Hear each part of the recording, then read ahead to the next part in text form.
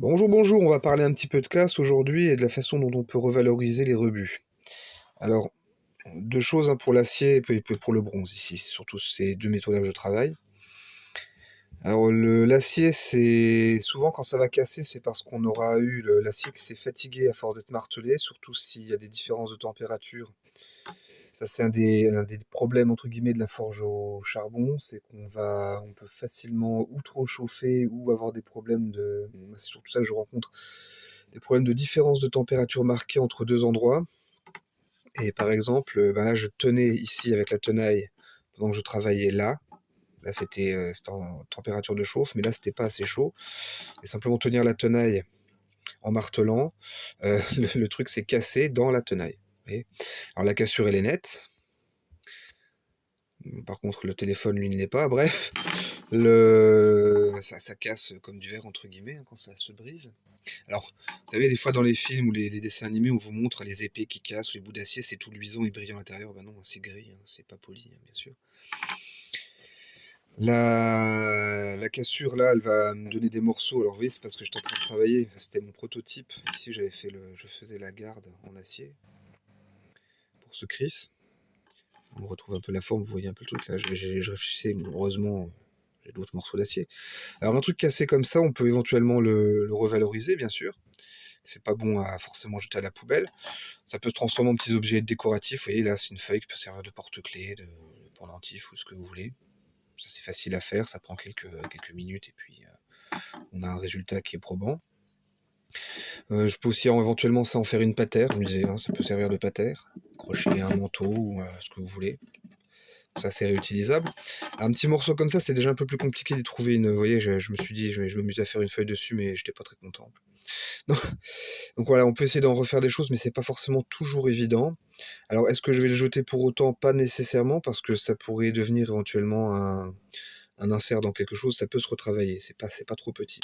Ce qui est vraiment inutile, ce sont des éclats comme ça, des morceaux d'acier qui ont volé, qui se sont décrochés au martelage, etc. Bon, ça, je les mets dans un pot et ça va, au bout d'un moment, ça va à la déchetterie, quoi. C'est pas facilement réutilisable.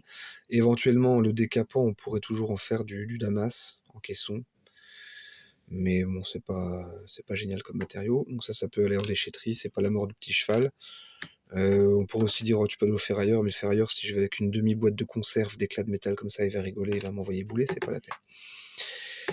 Le bronze, c'est une autre question. Alors ici, quand je travaillais dessus, je me suis dit, il y avait un truc qui m'a pas plu.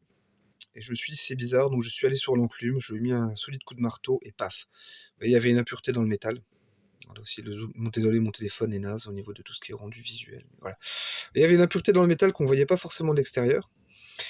Et donc plutôt que de, vous voyez, commencer à travailler une lame et me retrouver avec un machin pourri, une grosse cloque, une saleté pendant que je ponce, que je polis, que je grave, etc. Et là, ça veut dire que passer des heures pour finalement aller au rebut, c'est pas la peine. Donc quand j'ai une pièce comme ça un peu douteuse, généralement je préfère lui mettre un bon coup en travers les oreilles. Comme ça, il n'y a pas d'ambiguïté. Si elle est mauvaise, elle casse et c'est réglé. Alors qu'est-ce qu'on fera ensuite? Eh ben, c'est simple, hein, ça va être refondu. Vous voyez, les autres morceaux sont là, je les ai brisés aussi. Ça se refond facilement. Là, vous avez un petit lingot, un fond de creuset. Donc ça, c'est la face extérieure. Ça, c'est la partie ventrale. C'est ce qui est au contact de la lingotière. Bon, ça, je mettrai un petit coup de brosse métallique pour enlever les impuretés, puis ça sera refondu. Voilà. Donc voilà comment on peut valoriser. Alors, ne pas hésiter, hein, franchement, ne pas hésiter quand vous êtes face à une pièce qui est un peu douteuse.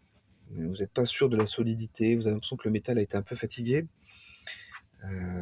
N'hésitez pas. Il vaut mieux casser volontairement, soumettre une contrainte forte au début du travail, que de se dire je vais être très précautionneux, je vais faire attention, faut pas que je la brusque, faut pas que je l'abîme.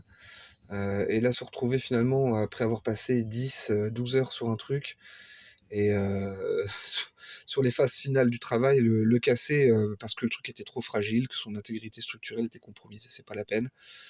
Euh, Épargnez-vous des efforts en vain.